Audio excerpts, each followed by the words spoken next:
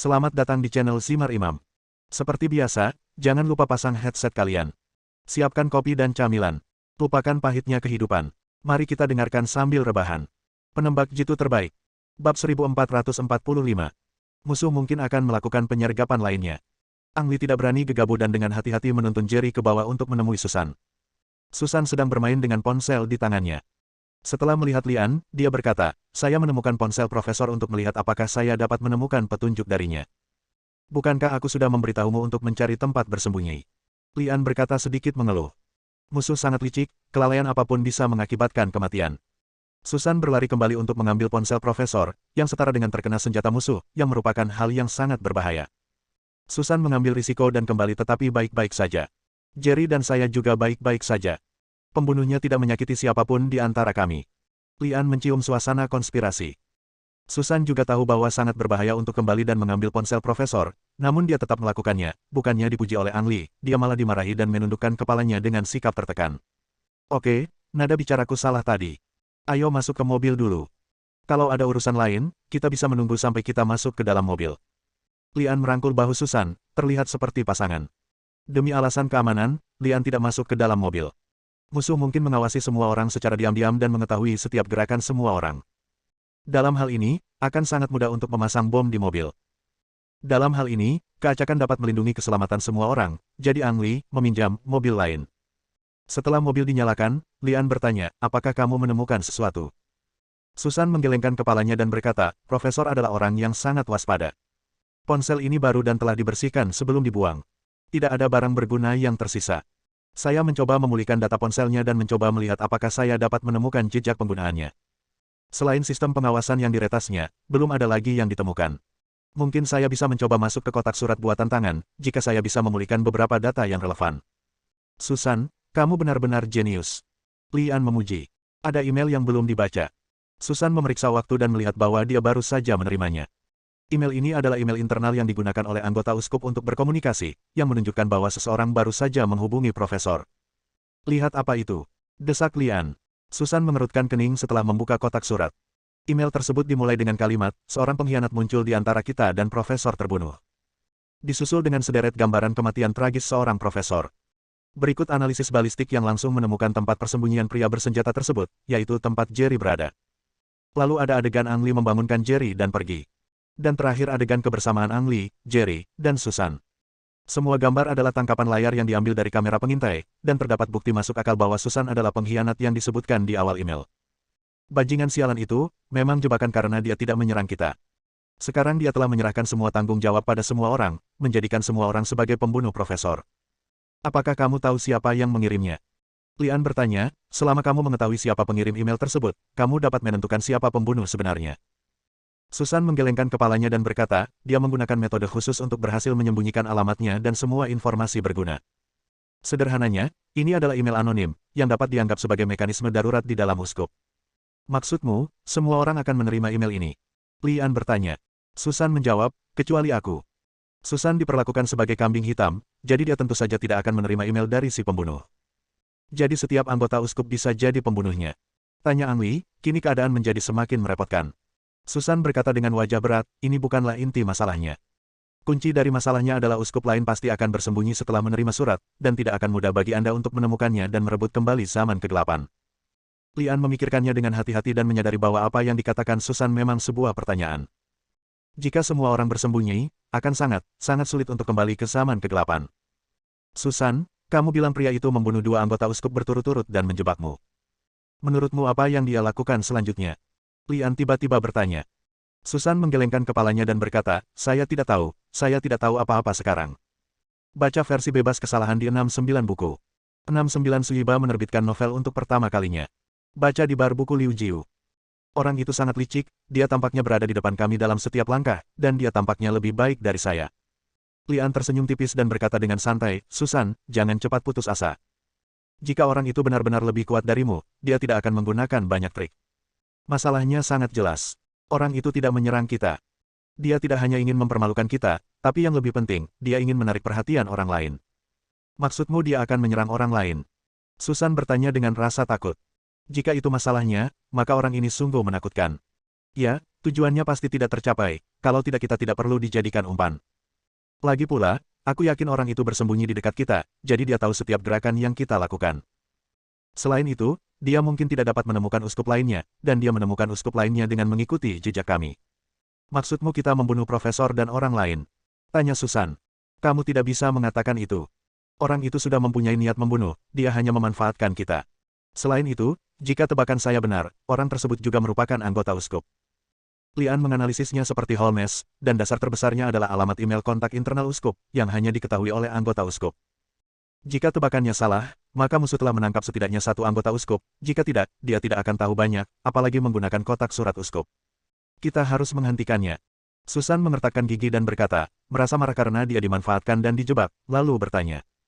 Apa rencanamu selanjutnya? Lian tersenyum dan berkata, makan, tidur, dan bermain. Aku tidak begitu mengerti, kata Susan sambil mengerutkan kening.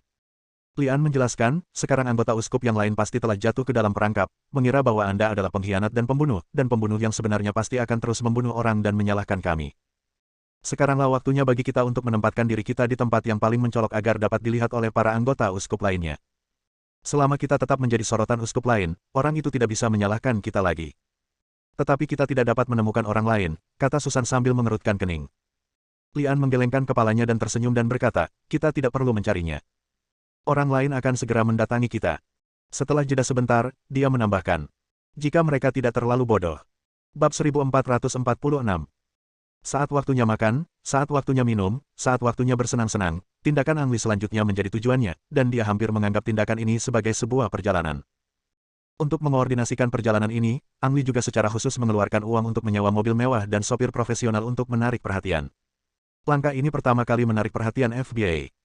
Namun FBI tidak langsung turun tangan atas tindakan Angli, melainkan hanya memantau secara diam-diam untuk mencegah kejadian tak terduga. 3 hari kemudian, ketika Lian dan 3 orang lainnya keluar dari pesta koktail, Susan tiba-tiba dan secara misterius menarik Lian ke samping. Seseorang menghubungiku. Susan bersemangat dengan sedikit kegugupan. Siapa? Sebaliknya, Lian jauh lebih tenang, dan segalanya sesuai harapannya. Susan menggelengkan kepalanya dan berkata, identitas spesifik pihak lain belum dapat ditentukan. Yang pasti dia adalah anggota uskup. Dia menggunakan alamat email uskup untuk menghubungi saya. Apa yang dia katakan? Lian bertanya. Susan menjawab, dia ingin bertemu dengan saya. Waktu dan tempat? Lian bertanya. Susan menggelengkan kepalanya dan berkata, saya belum mengatakan apa-apa. Saya hanya mengatakan akan menghubungi saya lagi. Lian berpikir sejenak dan berkata, Anda membalas emailnya dan memberitahu dia bahwa kami berencana berangkat dari sini besok pagi. Jika dia benar-benar ingin bertemu denganmu, buatlah janji malam ini. Apakah kamu terlalu terburu-buru? Susan bertanya dengan cemas, takut dia akan menakuti orang lain. Lian berkata dengan percaya diri, jika dia benar-benar ingin bertemu kita, dia tidak akan merasa terlalu cemas, dan dengan cara ini kita akan terlihat lebih tenang dan tidak terburu-buru menemuinya. Dipahami. Susan membalas email tersebut sesuai keinginan Lian, namun tidak menerima balasan dari pihak lain. Dia belum kembali padaku. Dalam perjalanan kembali ke hotel, Susan terus memegang teleponnya dan memeriksa kotak suratnya dari waktu ke waktu untuk melihat apakah dia telah menerima email. Lian merangkul bahu Susan dan berkata, jangan khawatir, dia akan membalas. Suaranya terhenti sebentar, dan dia berbisik di telinga Susan. Tidurlah di kamarku malam ini. Ya. Susan mengangguk malu-malu. Kembali ke hotel, Lian memesan makanan ringan larut malam ke kamar dan makan sambil menunggu. Pihak lain sepertinya benar-benar menolak Susan. Tidak ada gerakan sampai jam 12 malam, dan Susan perlahan tertidur karena gelisah. Menggigit. Ponsel Susan bergetar dan berbunyi bip, dan dia segera terbangun dari tidurnya. Dia melihat ke ponselnya dan berkata dengan penuh semangat, dia membalasku dan setuju untuk bertemu denganku sekarang. Suaranya sedikit bergerak dan dia bertanya pada Lian. Bagaimana aku membalasnya? Lian mengambil ponsel dari tangan Susan, mencium keningnya dengan lembut dan berkata, jangan terburu-buru, istirahatlah sebentar. Tapi, oke. Susan mengangguk ragu, menyandarkan kepalanya di lengan Lian dan menutup matanya lagi. Semakin Anda cemas, pihak lain akan semakin curiga. Sebaliknya, semakin ceroboh Lian muncul, semakin dia bisa menghilangkan keraguan pihak lain dan mengambil inisiatif. Setengah jam kemudian, Lian mengembalikan telepon ke Susan. Katakan padanya bahwa kamu bersedia bertemu dengannya. Kamu bisa menentukan waktu dan tempatnya. Susan membalas pesan tersebut seperti yang diminta oleh Angli. Dalam waktu kurang dari 1 menit, pihak lain mengirimkan balasan, yang tampaknya lebih cemas daripada Susan, dan menyetujui permintaan Susan. Di mana kita akan menemuinya? Tanya Susan. Lian sudah memikirkannya dan menjawab, kita akan bertemu di tempat parkir di lantai bawah dalam 5 menit. Di sini. Bukankah ini terlalu mendesak dalam hal waktu? Susan bertanya dengan ragu. Lian tersenyum dan berkata, jangan khawatir, saya kira dia ada di dekat sini. Susan mengirimkan email lagi sesuai permintaan Lian, dan benar saja, pihak lain langsung merespon dan mengatakan tidak apa-apa. Mengapa memilih tempat parkir bawah tanah dan bertemu dalam waktu sesingkat itu? Ang Li tidak ingin memberikan waktu kepada si pembunuh atau musuh untuk bersiap, dan tempat parkir bawah tanah berada di bawah pengawasan. Susan hanya perlu meretas sistem hotel untuk memantau setiap gerakan di sekitarnya. Jika ada yang mendekat, mereka akan segera diperhatikan. Selain itu, lingkungan geografis khusus dari tempat parkir bawah tanah juga menyulitkan si pembunuh untuk melakukan penyergapan. Lian dan Susan tiba di tempat parkir bawah tanah terlebih dahulu. Karena sudah lewat tengah malam, tempat parkir bawah tanah tampak sangat sepi, kecuali sesekali ada orang yang datang terlambat yang datang dari luar. Ketika waktu yang ditentukan hampir tiba, seekor kumbang melaju dari luar. Ia tidak langsung parkir di tempat parkir, melainkan berhenti di lorong dan menyorotkan sinar tingginya 3 kali berturut-turut. Ini adalah sinyal yang sudah diatur sebelumnya, dan Lian juga menyalakan lampu 3 kali sebagai tanggapan. Beetle melaju dan berhenti ketika dia melihat tempat parkir yang dipesan di sebelahnya.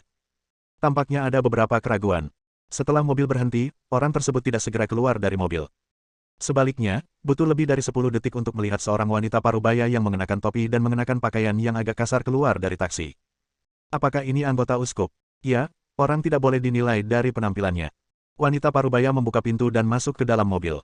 Terdapat 2 baris kursi di belakang mobil sewaan Lian, memungkinkan orang mengobrol sambil bertatap muka. Lian dan Susan duduk di satu sisi, dan wanita parubaya itu duduk di sisi lainnya. Kedua belah pihak saling memandang, dan Lian menyerahkan laptop yang telah disiapkan sebelumnya.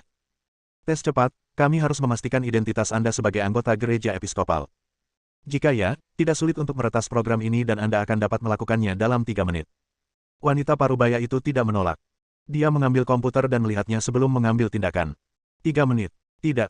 Pihak lain tidak menggunakannya kurang dari 30 detik. Ketika dia mengembalikan komputernya, dia melihat ke arah Susan dan berkata, kamu pasti menulis program ini untuk sementara. Kan? Ada banyak celah, tapi kamu bisa menulis program yang begitu sulit. Program dalam waktu singkat. Itu cukup untuk membuktikan bahwa Anda jenius. Susan mengambil komputer dan melihatnya. Mampu memecahkan programnya dalam waktu sesingkat itu sudah cukup untuk membuktikan identitas uskup lainnya. Identitas kedua belah pihak telah dikonfirmasi, dan sekarang saatnya memulai bisnis.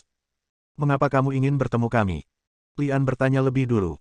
Wanita parubaya itu tidak pernah melihat langsung ke arah Lian sejak dia masuk ke dalam mobil. Dia sepertinya tidak menyukai Lian, pria kasar yang hanya tahu cara menggunakan kekerasan. Tuan, saya pikir Anda melakukan kesalahan. Saya datang ke sini untuk menemui Nona Susan, bukan Anda.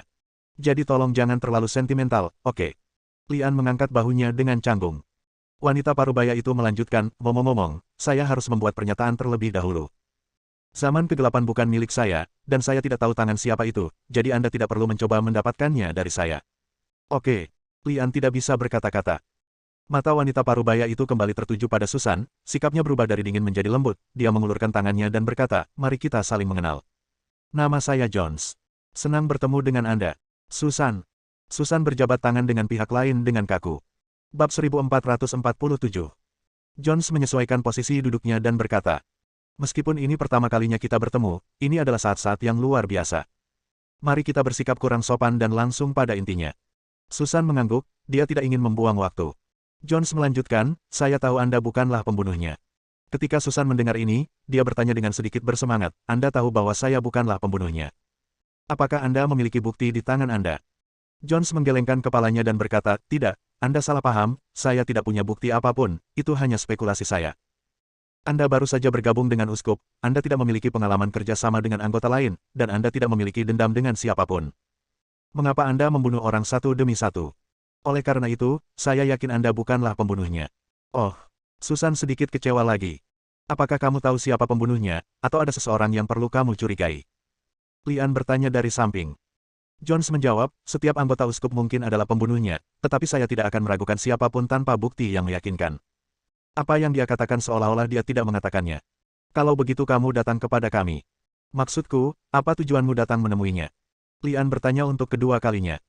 Jones menatap Susan dan berkata dengan serius, saya ingin menemukan pembunuh yang sebenarnya. Setelah jeda sebentar, dia melanjutkan berkhotbah. Saya membantu Anda, dan saya juga membantu diri saya sendiri. Saya tidak ingin menjadi target si pembunuh selanjutnya. Susan mengatur pikirannya dan bertanya, apakah kamu punya rencana? Jones mengangguk sebagai jawaban, saya punya rencana, yang hanyalah sebuah percobaan. Penilaian. Susan sedikit mengernyit. Jones melanjutkan, ya, itu adalah penghakiman. Saya akan memanggil semua orang atas nama saya dan mengadili Anda. Ini adalah satu-satunya kesempatan untuk menghilangkan kecurigaan Anda, dan ini juga satu-satunya kesempatan untuk menemukan pembunuhnya. Saya tidak begitu mengerti. Maksudku, bagaimana kita tahu siapa pembunuhnya? Petik 2. Susan mengerutkan kening. Jones menjawab, sederhananya, siapapun yang menolak undangan saya dan tidak hadir adalah pembunuhnya, dan hanya pembunuhnya yang akan memiliki hati nurani yang bersalah dan tidak hadir di persidangan ini. Bagaimana jika semua orang datang? Lian bertanya. Mata Jones tertuju pada An Li dan berkata dengan dingin, saya tahu apa yang ingin Anda katakan. Anda curiga bahwa sayalah pembunuhnya, bukan? Lian tidak menyangkalnya, tapi Susan menjadi sedikit gugup. Jones tersenyum dan berkata, jika saya pembunuhnya, mengapa saya tidak membunuh Anda saja? Dengan segala hormat, ini juga yang ingin saya ketahui. Jones tersenyum tanpa penjelasan apapun, matanya tertuju pada Susan lagi, dan dia berkata dengan serius. Susan, percayalah padaku, kecuali kamu punya cara yang lebih baik untuk menemukan pembunuhnya. Susan mengerutkan kening, wajahnya terasa berat, dan dia memandang Lian dengan bingung. Waktu dan tempat. Lian bertanya. Maksudku, kapan dan di mana kamu akan mengadakan persidangan? Saya belum memutuskan waktu dan tempatnya.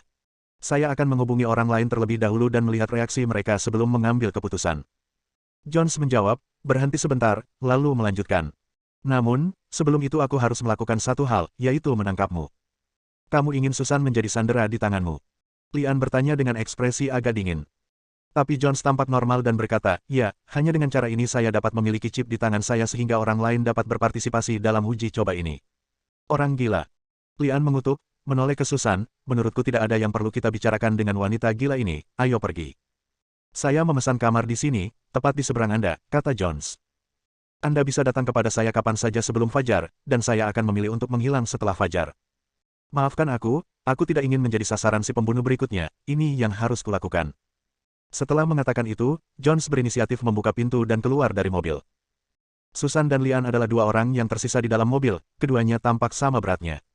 An, Susan memanggil. Tidak, itu terlalu berbahaya. Jika Anda menyetujuinya, itu seperti memasukkan seekor domba ke dalam mulut harimau. Saya tidak bisa membiarkan Anda mengambil risiko ini. Baca versi bebas kesalahan di 69 buku. 69 Suiba menerbitkan novel untuk pertama kalinya. Baca di bar buku Liu Jiu. Lian berkata dengan suara yang dalam. Tapi apakah kamu punya cara yang lebih baik? Tanya Susan. Lian tidak berkata apa-apa, tapi keluar dari mobil dan kembali ke kamarnya.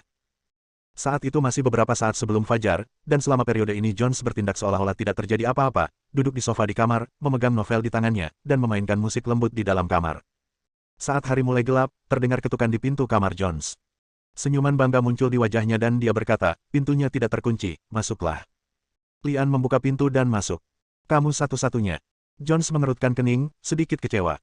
Aku ingin berbicara denganmu, kata Lian sambil berjalan dan duduk di hadapan Jones. Jones menutup bukunya, mematikan musik dan berkhotbah, kamu kurang istirahat. Lian kurang istirahat, dan matanya sedikit merah. Bukan itu intinya. Intinya aku harus mengetahui semua rencanamu. Hanya dengan cara inilah aku bisa memutuskan apakah akan melibatkan Susan dalam tindakanmu. Tuan Lian, saya tahu kemampuan Anda, tetapi tahukah Anda bahwa ada banyak orang di dunia ini yang bunuh diri karena penasaran? Jones berkhotbah. Alis Lian menegang dan dia sedikit marah.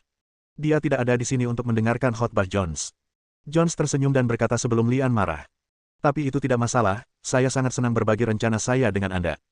Tepatnya, kamu adalah bagian dari rencanaku. Apa maksudmu? Tanya Lian. Jones berkata, Anda benar-benar orang mulia yang banyak melupakan banyak hal. Saya baru saja mengatakan bahwa saya tahu kemampuan Anda, dan pembunuhnya bukanlah manusia. Dia berhenti sebentar dan berkata dengan nada mencela diri sendiri. Kamu tidak akan membiarkan kami, orang yang hanya bisa menggerakkan jari, melakukan hal-hal seperti berkelahi dan membunuh, bukan? Oke, beritahu aku rencanamu. Lian mengangkat tangannya dan melambai, berbicara dengan sedikit kesal. Sederhananya, rencana saya adalah menyatukan semua orang, kata Jones. Jika seseorang tidak mau muncul, kemungkinan besar orang itu adalah pembunuhnya. Tentu saja, si pembunuh juga mungkin mengambil risiko untuk berpartisipasi dalam pesta ini, jadi kita harus mencari cara lain untuk menangkapnya.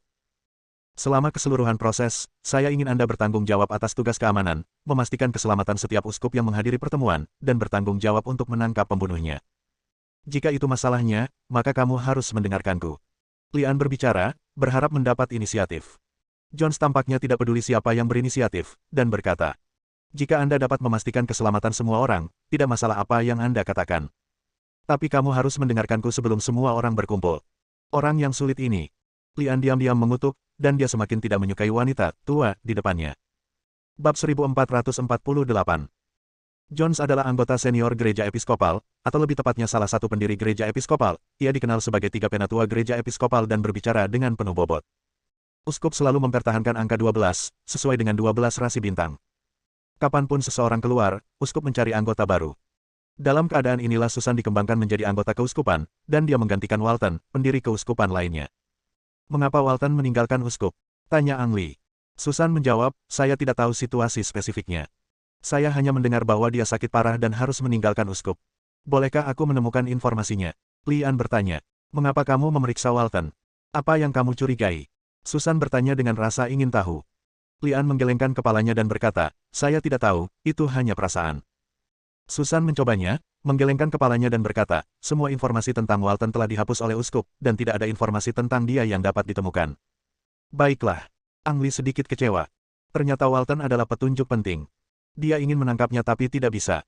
Bagaimana situasi Jones sekarang? Ang Lee bertanya. Susan menjawab, dia sudah mulai mengikuti rencana tersebut dan mengirimkan email ke setiap anggota uskup.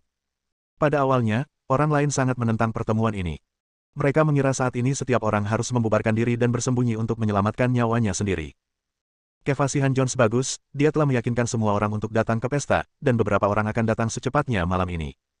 Dalam hal ini, saya rasa saya harus keluar dan memeriksa peralatan lagi untuk menghindari kecelakaan. Lian berkata dan berdiri. Aku akan pergi bersamamu, Susan berdiri dan berkata. Lian tidak keberatan. Dia memasang banyak peralatan elektronik di pesta itu. Akan lebih mudah menanganinya jika Susan mengikutinya. Tempat pertemuan dipilih di sebuah pabrik percetakan yang ditinggalkan. Toko percetakan adalah milik Jones dan dapat digunakan dengan percaya diri. Karena keterbatasan waktu, Lian secara efektif menggunakan peralatan asli pabrik percetakan dan menambahkan beberapa fasilitas baru untuk menjamin keamanan tempat berkumpul. Setiap orang yang datang ke sini akan menjalani pemeriksaan ketat, dan jika ada yang ingin menyelinap masuk, mereka akan segera ketahuan. Ruang rahasia. Ketika Ang Lee memeriksa kembali setiap sudut pabrik percetakan, dia menemukan sebuah ruangan rahasia di sebuah kantor. Ini sebenarnya adalah ruang utilitas tersembunyi yang penuh dengan tongkat baseball, sarung tangan, piala, mainan, dan barang-barang lain-lain. Ang Lee menemukan foto di antara puing-puing, yang menunjukkan sebuah keluarga beranggotakan 3 orang, salah satunya adalah Jones di masa mudanya. Jones digendong oleh seorang pria jangkung berambut kuning, dan di depan mereka berdiri seorang anak kecil memegang piala. Itu suami dan anakku. Jones tiba-tiba muncul di belakang Ang Lee seperti hantu. Lian merasa gugup, diam-diam menyalahkan dirinya sendiri karena ceroboh dan tidak memperhatikan saat Jones datang. Kapan kewaspadaan menjadi begitu rileks? Maaf, saya hanya ingin memastikan tidak ada celah, dan kebetulan saya menemukannya di sini. Ang Lee menjelaskan.